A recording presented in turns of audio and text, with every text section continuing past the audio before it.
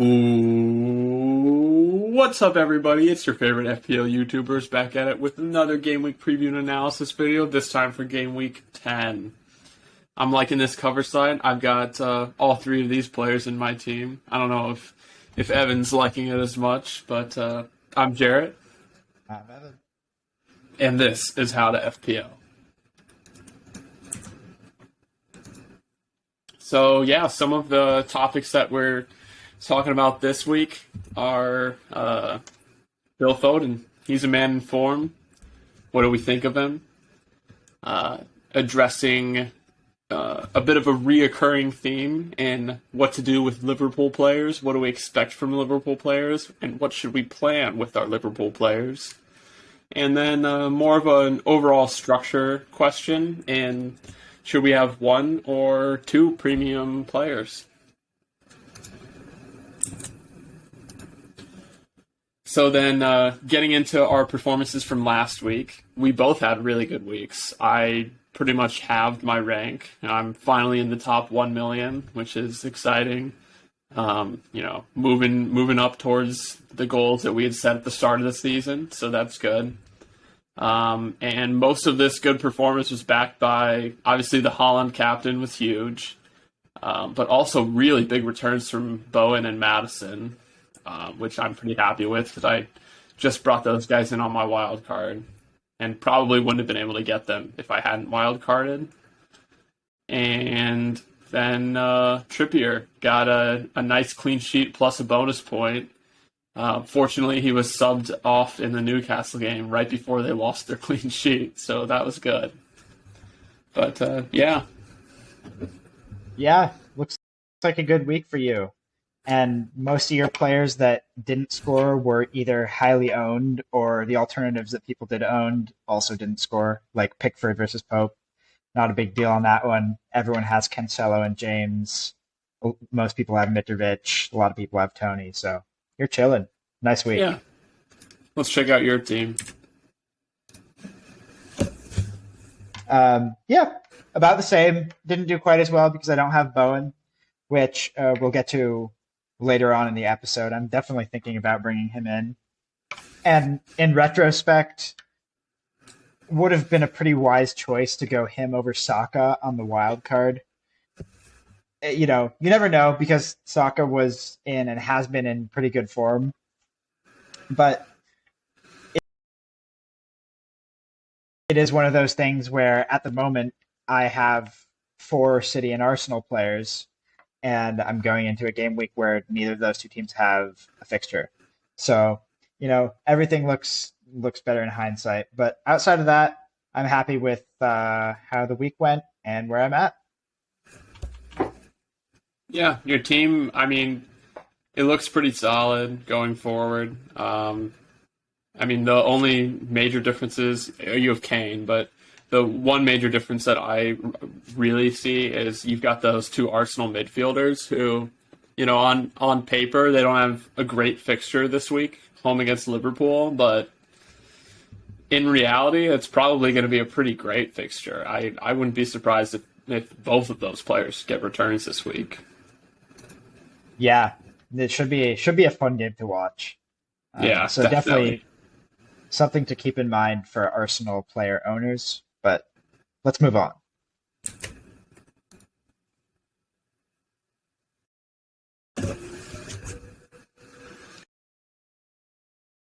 So for the clean sheet odds this week, no surprises in the top 3. Everybody knows Chelsea and Man City are usually atop of these odds, as they are this week. They are the only teams over 50% this week, but the likes of Reece James, Cancelo will obviously be really popular this week. People are thinking about bringing in Kepa this week because there are questions over who's the starting Chelsea keeper now, and Kepa's pretty cheap. Newcastle are up there as well. West Ham up there. And as you can see, Southampton with an incredibly low chance of a clean sheet this week. Do not invest in Southampton defenders, or you will be punished by... Probably not a wise decision. Yeah. Jarrett, what are your thoughts? Yeah, I mean, just looking at these clean sheet odds, I'm pretty happy given that the only defenders I'm planning to start are a Chelsea defender, a Man City defender, and a Newcastle defender. So that's looking pretty good. Besides that, I am a little surprised at how low some of these clean sheet percentages are. Usually we see a lot of percentages in the 30s and usually a number above 40, but it's only two of them this week. So some clean sheets could be few and far between, or maybe some teams will go against the algorithm. We'll see. Yep. And I know you do have an Everton keeper, and you were expressing feelings that Everton's stats are undervalued for this week for clean sheets against United. Yeah, yeah. So, I mean, if you're looking at goals conceded, Everton are the best defense in the league. So I mean, I know it is Man United, but Everton at home, I feel like they should have maybe a higher clean sheet odds chance than 21%. Yeah, I agree. I think they should definitely be closer to. You know, I think it's fair that to say Pope has a slightly better chance of keeping a clean sheet than Pickford this week, but I don't think it's by a 15% margin Yeah, out I of would 100. agree. And United are wild cards, so it could definitely be could definitely be a good choice, a good week or an okay week. So, We'll see. yep, We'll see. Hopefully, he saves a pen and gets a clean sheet. yeah, I'm sure that will happen. You definitely didn't just jinx it. So for the goal scorer odds this week, no surprises at the top. I don't think we even really need to spend much time on Holland. You should have him. You should captain him. The dude is a literal beast. And let's talk about the rest of this list. Jarrett, who stands out to you as far as players to target in the coming weeks? Yeah, so I was talking to you about this earlier, but I definitely think, I mean, Callum Wilson is second on these goal scorer odds. And, if you're looking for a striker and you can afford him, I don't think there's any reason not to get him, other than that you think he's injury prone, which he is. But, even when Isak is back from injury, Wilson should still be starting. Newcastle are scoring lots of goals, and I also think Wilson is on pens. So there's really no reason not to have him if you're in search of a striker. But farther down this list, another striker option that really intrigues me is Skamaka from West Ham. He scored his first Premier League goal last week. It was a great goal, too. And he also appears to have the starting striker position at West Ham now, which could be very fruitful over the next few weeks, given West Ham's fixtures and that they seem to be maybe finding a little bit of form. So he could be a really good differential pick. He's probably under 1% owned, too. So, Yep. Yeah, with their fixtures. And yeah, I agree. I think a lot of the people that are in the market for a striker right now, I actually think we have some Kane owners in the market for a striker as as good as it could be to keep him for the next few weeks just because he doesn't blank in 12. His fixtures aren't insane and he's not outputting explosively. So if you can get a Skamaka who matches Kane's returns at least for the next few weeks, or a Wilson or an Aubameyang, that can be a great way to free up cash for much needed players in midfield. So yeah, I'm absolutely. glad that you pointed that out. This is kind of the one versus two premiums debate that we said we were going to address. Yeah, true. Should we just address it right now then? I mean, I mean, we kind of are. yeah. I mean, I think that. Well, let me hear your opinion first. I think you're. I mean, pretty clearly in favor of one premium because that's what you're doing right now. So, Yeah, are you happy yeah. with that? Yeah, so I mean, I would say that the only reason you should really be looking at two premium players is if you're not planning to captain Holland every week. And it seems like a pretty logical decision at this point to just captain Holland every week.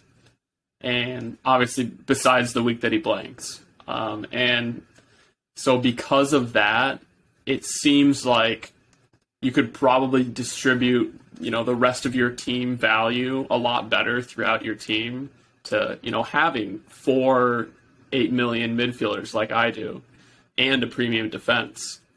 Like you could do all of those if you just have one premium player. So Yeah, I think it, especially, I mean, if you've got a plan for who you're going to captain that week, then I think one premium, yeah, is probably going to become closer to the meta as time goes on, at least in the first half of the season up until the World Cup. yeah. But yeah, having said that, let's get into our teams for this week. So I'll just start by justifying my transfer decision. Usually the week after wildcarding, you wouldn't want to have to make a transfer. But in retrospect, I very much overestimated Liverpool's recovery over the international break. Luis Diaz could very well still score against Arsenal and or City, but he doesn't have great fixtures.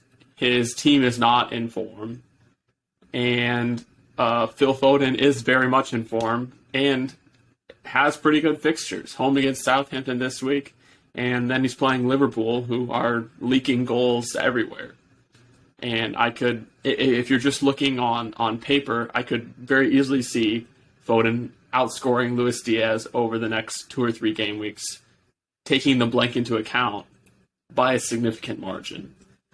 Some people could say this is reactionary or knee-jerk, but even if you take his score from last week out of the picture, I still think it's a solid transfer decision, and hopefully I'm proven right. But Yeah, go ahead. I think so too. I think it's a really good decision for somebody who just wildcarded and doesn't have to worry about making sure they can field the team in game week 12. You set up your wild card so that you would be able to do that, and you had buffer transfers, and this is one of them. So now you're free. You can keep Foden, or if you need to sell him because someone else gets injured, you can sell him. I mean, you have the transfers to do it, and I think the rotation schedule for City is looking in Foden's favor from an FPL perspective.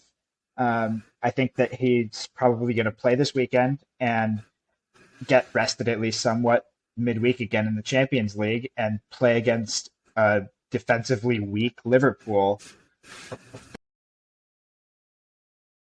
in the Premier League the next week. And so you get two pretty good fixtures. Even I think the Liverpool one, I mean, it is good on paper as it stands. I think we expect City to put a few goals past them. So yeah, I think that's a totally solid pick, and you have to avoid knee jerking away from the knee jerk itself, which you did. So Reverse knee jerk. you probably hit yourself in the face, but Yeah. No, but besides that transfer, I'm pretty optimistic about this game week, to be honest. yeah, I mean, all my defenders were close to the top for the clean sheet odds, and they're all guys who can get attacking returns. I think my midfield is pretty close to the ideal midfield for this game week. All players in form, playing defensively weak teams. That Captain Holland home against Southampton's looking spicy. And yep. then we'll see if Mitrovic plays. I think there's a decent chance he does, but if he doesn't, I've got Guahi from Crystal Palace coming off my bench. And yeah, we'll see if Pickford can fluke some points against United, and maybe Tony can get a return against his former club. We'll see. And I do have one last question for you, which I think will touch on another topic we have for this week, which is Trent Alexander-Arnold sitting on your bench right now. You've already got rid of Diaz this week. How are you feeling about Trent for the next few weeks and just Liverpool in general? Are they don't keep, don't sell? Are they mostly sells? What are your thoughts? Yeah, so obviously Trent is a proven FPL asset. He's been near the top of the scores historically. And also Liverpool are obviously in very poor form right now. I don't see myself playing Trent this week for sure. I don't really see myself playing him next week either against Man City. But from then onwards, Liverpool have pretty good fixtures. And even if they're still leaking goals, Trent might be able to get some attacking returns. He's essentially a midfielder. And so I don't really have any problem owning Trent at this point. And I would say to other people, as long as you have other good options to play, you don't necessarily have to sell him. So, yeah. Awesome. Should we move Let's check on? out your team.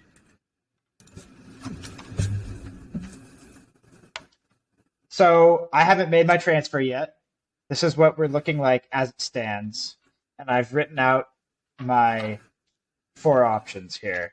And these options themselves can even be split up further. But I do have two free transfers to do it. So my main thought process is I want one of Bowen or Foden, to bring in this week. Obviously, Bowen is a longer term.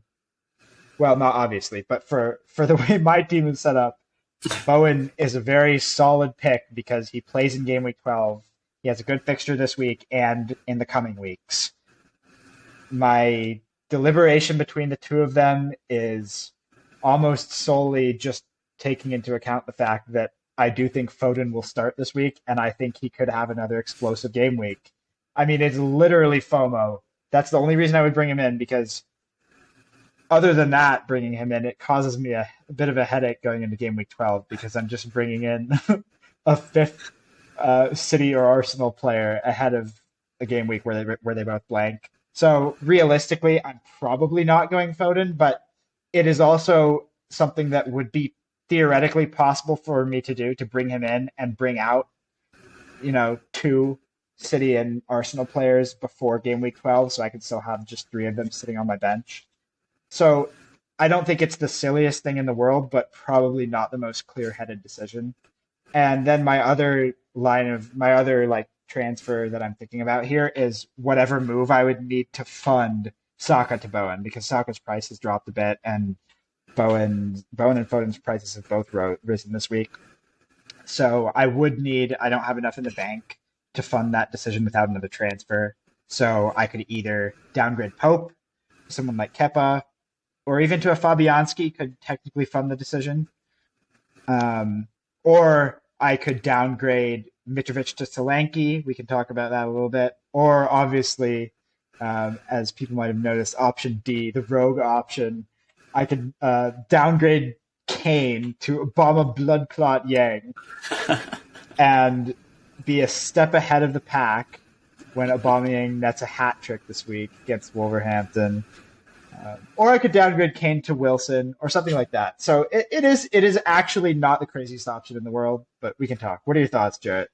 I've got to say, Evan, looking at you right now, you look like the madman with the red string pulling it around your board, looking at all your different possible options. Yeah, I was literally on the FPL planner earlier today. Just like I was literally looking like 3 game weeks ahead. Like I'm transferring Foden in, and then I'm transferring him out immediately for Trossard, and it'll just be brilliant. I actually have my cat's toys just chilling right here. Like I have the red strings. I can literally just connect them all across the screen. There we Amazing. go. Look at this. I'm Look making at all this. the connections. You don't get this anywhere else. Um, but anyway, yeah, so I could go the conspiracy theory, making all the connections and playing it out perfectly route, or I could just do the safe, sensible, bring in Bowen this week and fund it with a keeper change. Yeah, I mean, I think you have a lot of good options in front of you. I don't know which one is the best, to be honest. A lot of it comes down to your risk tolerance, but yeah, you've got some decisions to make. Indeed, yeah, and it's people have talked about this year actually being a year that might be a little bit more amenable to taking risks because everybody gets a second chance starting in January after the World Cup. So if the risk doesn't pay off, it's really not the end of the world. It's not the end of the season. So we'll see. I've got a lot to think about. Yeah, Um, definitely. but yeah, other than that, I think that's about what we got for this episode, right, Jarrett? Yes, sir. Make sure to leave a comment, subscribe, and check out our social channels at how_to_FPL. We keep that good content coming. Oh yeah, we keep it coming. But thank you guys a lot. We'll see Bye. you next week.